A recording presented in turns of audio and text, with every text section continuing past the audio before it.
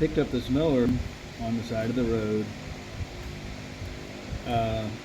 First of the season, didn't start, so they throw it out and buy a new one.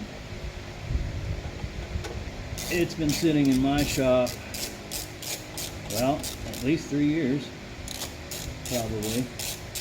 I can get it to start off of starting fluid, but not off of gas, which, knowing that's more than likely why it was parked already, and then it sat for another 3 years.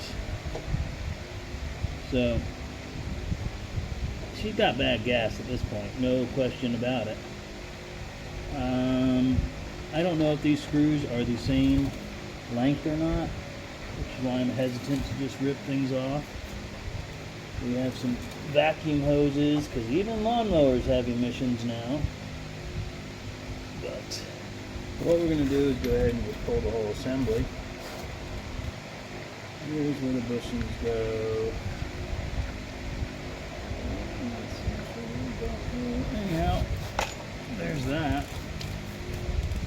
Wow.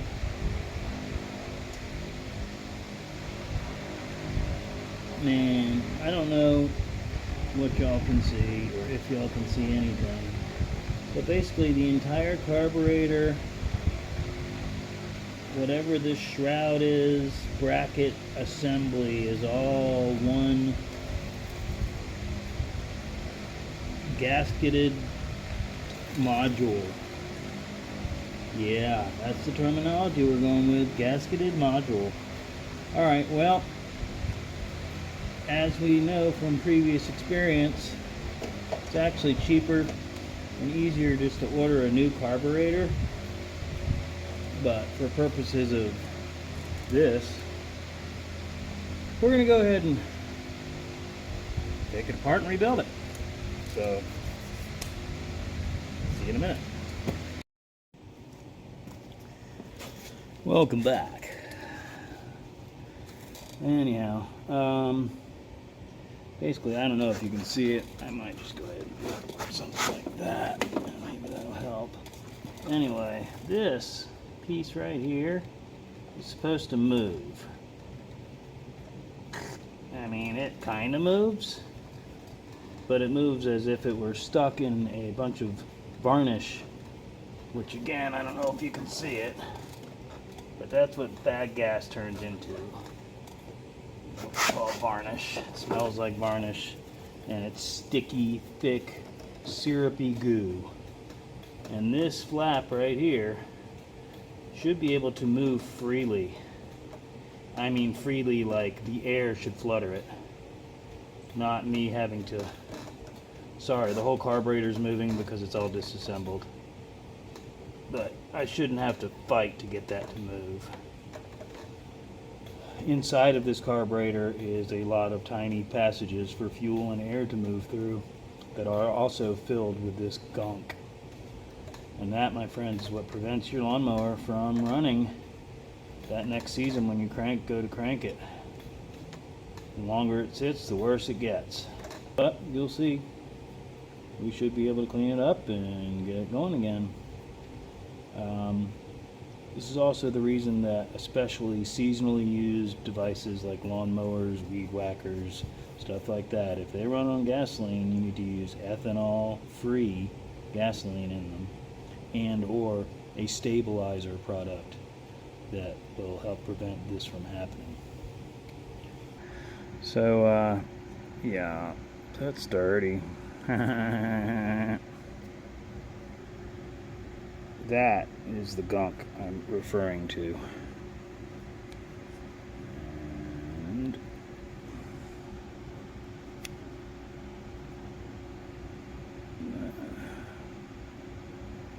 I don't know if you see that moving. Hang on, let's try that again. That should return with spring action to the closed position.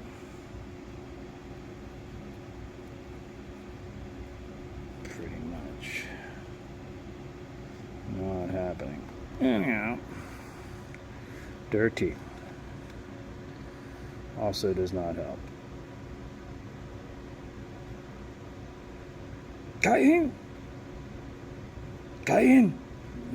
probably can get Cayenne carburetor from Amazon for about 20 bucks or less. We are going to look into that, of course. But we're going to tear into this bad boy. We'll set that up on a bench.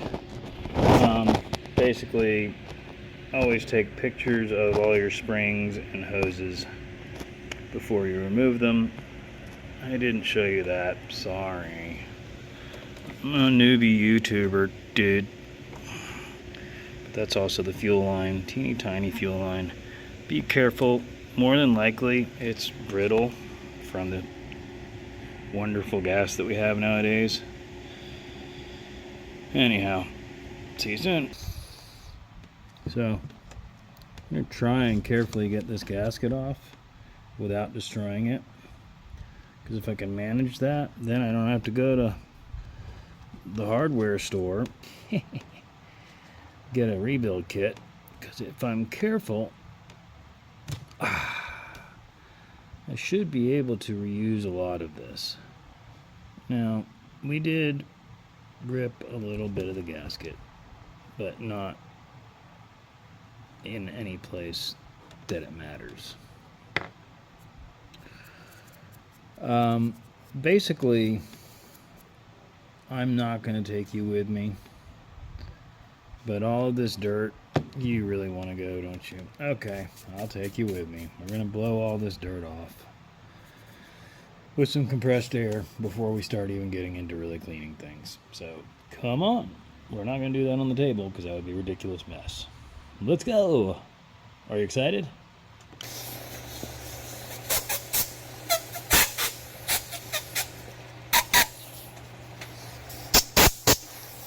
That, my friends, is the sound of compressed air.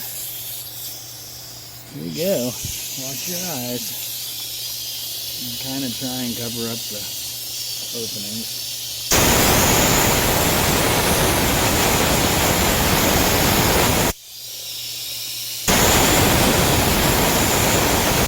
Okay, so what's starting to come out, speaking of openings, is gasoline.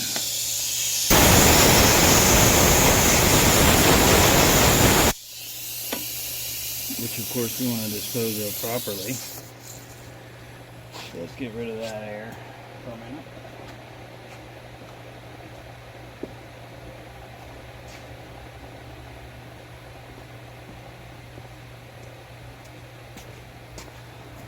Again, not advertising anybody's product, but carb cleaner.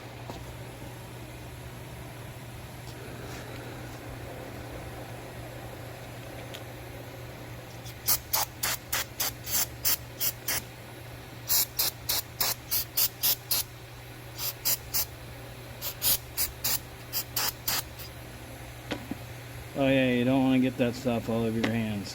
Whoa. It smells great too, by the way. Woo.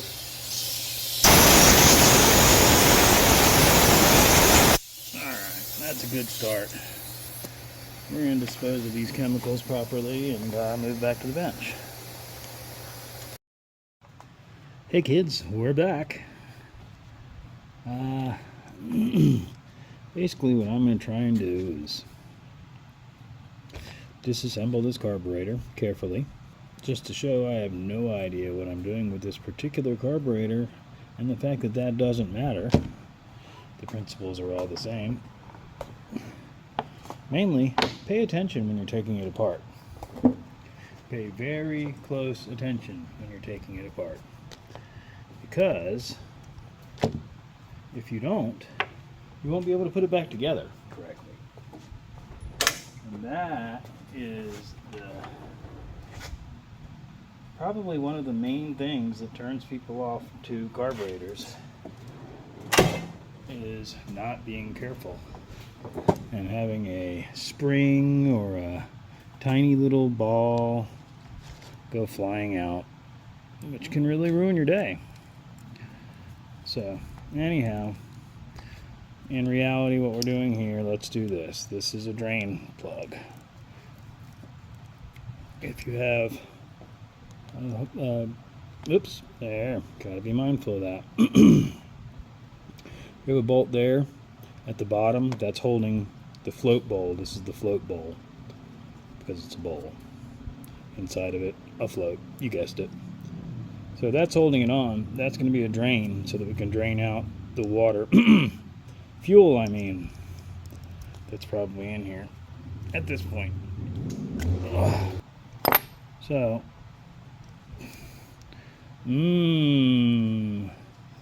looks sort of like urine. You're in luck. It's not urine. Yeah, kill me. I'm merely doing this YouTube thing so that I have an excuse to talk to myself in the shop. Because I'm going to do it regardless. But at least now, if somebody walks in, I can be like, oh, I'm filming. It's for my viewers. So, my viewers, hope you enjoy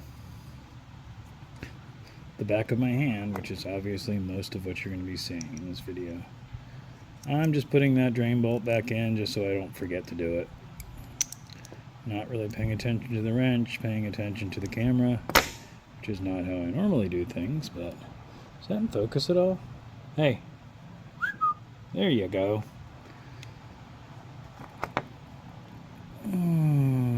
Again, probably should dump out that old fuel as soon as possible before the fume's over. What? Just kidding. Anyway, yeah. I don't know if you can see that yet. Oh yeah, you could see it. That's the beginning of our issues. Not my dirty fingernail. The stuff on here looks like some rust, possibly. Definitely a bunch of varnish. Now let's see what happens next. That stuff, no bueno. All those little particulates of rust. Remember that drain hole we pointed out earlier? That's him.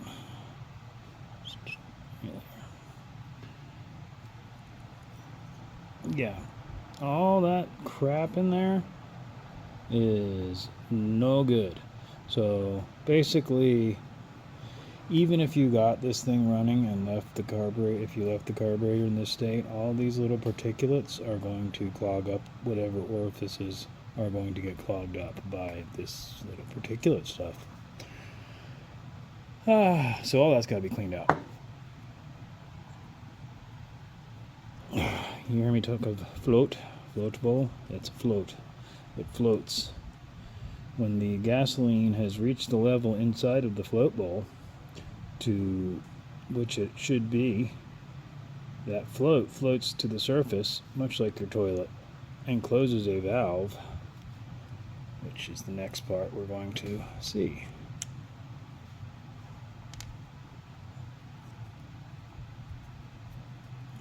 Remove, where are you? There you are. The float. Maybe I'm better off doing it like this. This is the position you see it in on the mower. Trying to stay in the light. I'm trying to stay in the light. Anyhow, again, what we're after is when you remove that float, that's your little valve. That part is pretty important. It looks like it's in pretty good shape, so we're just going to set that whole assembly aside. And again, we got little gaskets and O-rings and stuff all over this bad boy. But we're just going to do basic cleanup. We're not going to completely disassemble this carburetor. I can go a lot further into it than I'm going to. All we're trying to do is free up the moving parts.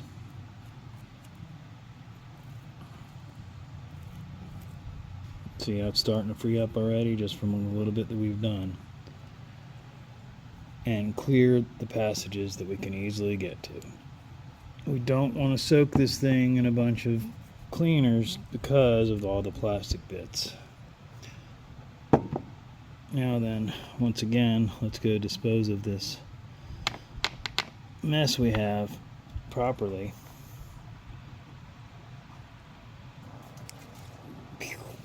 Oops. That's what I meant to say. No brand name concerns. Again, wash your eyes when you use this stuff. I'm gonna go inside and wash my eyes now. Just kidding. That's pretty funny though. Easiest thing, cheapest thing, good old-fashioned paper towel.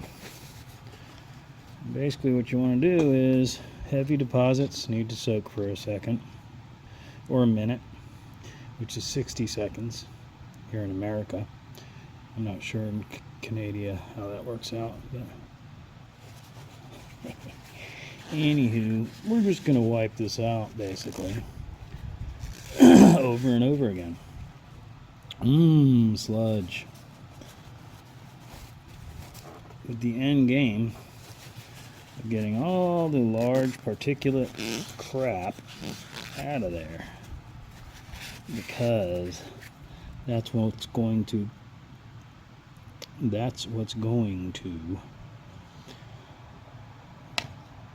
clog our orifices. Now you know I wanted to say that. Clog our orifices.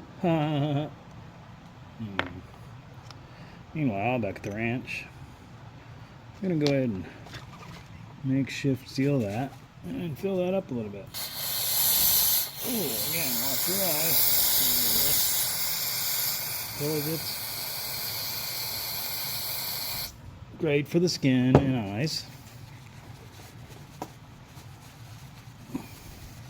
So now that's soaking a little bit, plus we have a little blip dip thing that we can dip into and just try and get as much of the thick goo as we can.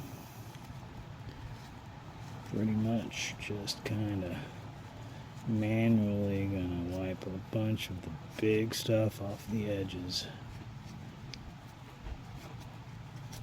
because that's important.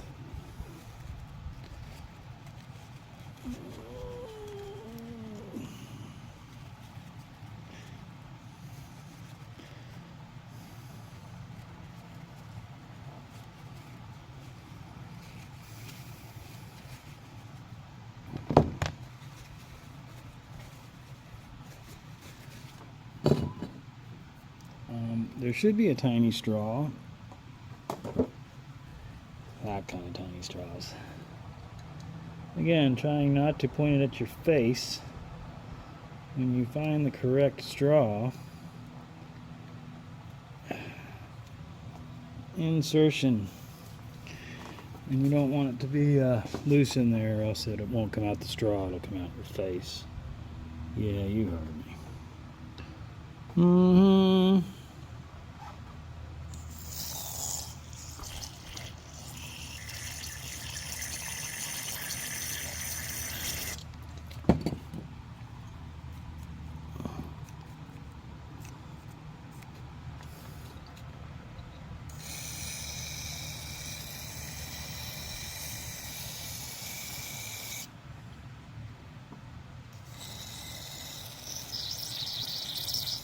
Basically, all I'm doing is literally spraying this in any hole that I see, because that's the way they like it. Carburetors I'm talking about. Anyhow, yeah, see, that's your inlet. See the association? That's your where the fuel line hooks up. Oops. And then that's that valve that's controlled by the float right there, and that fills the float bowl with fuel from that hose. Now then, what's going to end up happening here, if I remember correctly, is there's a seal that goes up there. You're looking at my hand, sorry. So there's a seal for that shaft. And if I remember correctly, it's made of like foam, and it just degrades, or I could say degrades. Add some extra syllables in there. Degrade. Zizzle. Alright, so basically we're just gonna spray some of that in there. Spray some of that down there. Because those things, remember those swivel points, you're not even looking at me, dude. See how it's starting to move a little quicker? Not quite snappy, but it's getting there. And so, kind of what you want to do is work it. Sorry. Notice how it's snappy now. Snappy. I don't even think the dang thing can capture it. It's so snappy. Snap. Snappy. Snap. Okay. All right.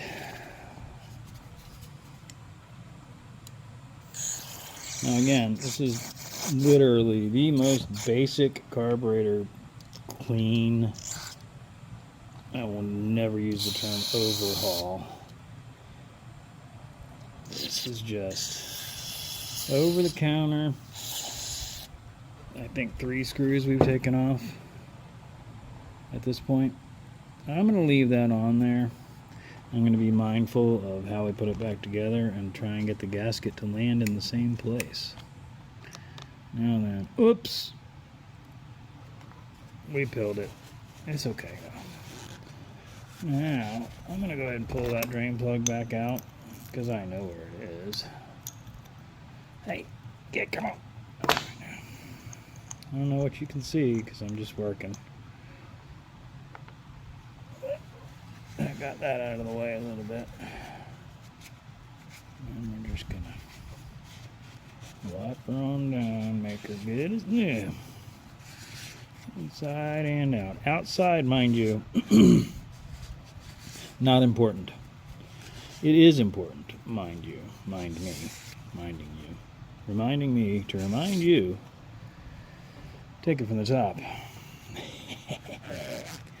So the outside, as I was saying, is important.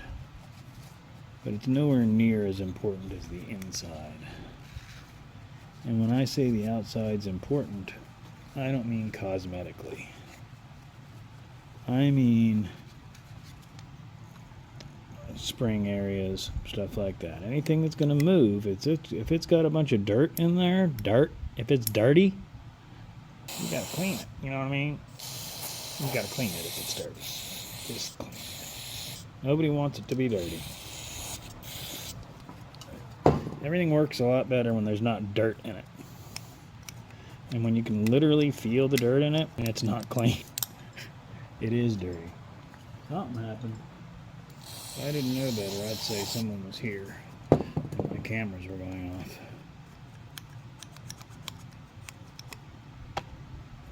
Be right back. Security.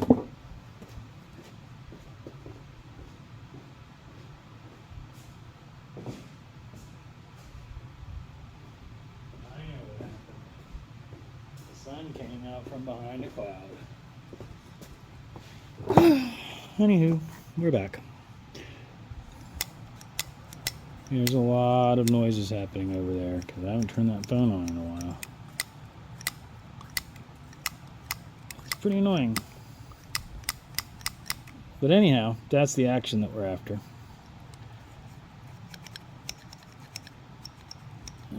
There's still definitely some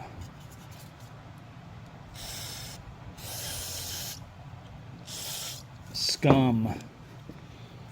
I wanted to use the term scum, so I did. There's some scum in there. Anywho,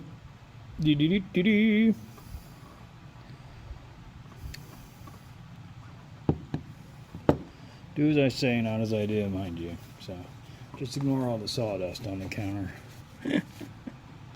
Sawdust is organic, so it's Carburetors are sawdust proof. It's totally not true, by the way. Sawdust would be something that could definitely clog a carburetor orifice or passage. I don't know if you're even seeing what I'm doing. Probably not. It's okay though. I know how to fix it. I'm just trying to get that little smudgy crap out of there. It's bad. It's real bad, guys. But if it didn't come out with our little carb clean, it's probably not going to come out from use.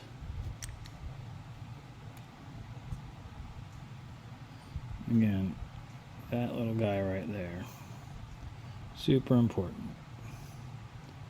That's literally what prevents the fuel from just running all the time. So if you go into your garage after you fill up your lawnmower or your car or anything and there's gas all over the floor, especially old cars, that's not carbureted vehicles, I should say.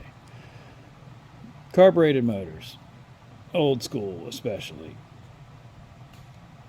If you fill up your tank and then find a bunch of gasoline all over the floor, old motorcycles, old scooters, stuff like that, it probably means that your float needle's stuck. And when that can happen either closed or open. But if it sticks open, then this doesn't float anymore. That doesn't float anymore if it's stuck, which leaves that valve in the open position, which allows fuel to just constantly dump in there. And if it's a gravity fed situation, it'll drain that tank. And it's going to go the path of least resistance. If there is a overflow tube, it will go that way. One thing I did not pay attention to is where that valve was pointed, drain. But I don't think it matters. If there's an overflow, it'll go out the overflow. If there's not an overflow vent, then it will find the path of least resistance and at the very least weep its way, if not rush its way out. I've had them where they just literally just wick over the dirt that was all over it and eventually drain the gas tank. And everything's soaked in gas, and you can't figure out where the gas smell is coming from. Well, you can, but you don't because you're too lazy. Anyway. So that's our little mini rebuild. By the way, that's choke. That's throttle. Did you get that? There you go. Now then, we're going to kind of just try and knock that dirt off. I want to knock off the funk. We like the funk, funk, funk, funk, funk, the funk, funk. Hey!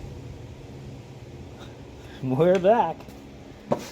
So, been looking for this gasket for, I don't know, we'll check the time, but I think about 10 minutes. It was stuck to my arm.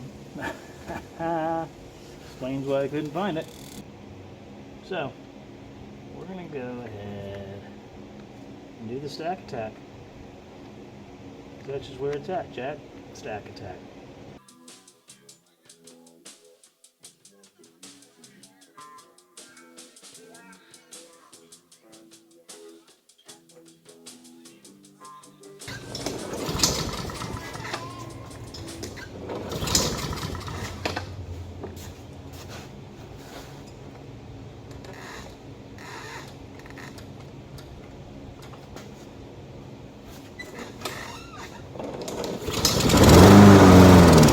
With it just to test it out, but for argument's sake,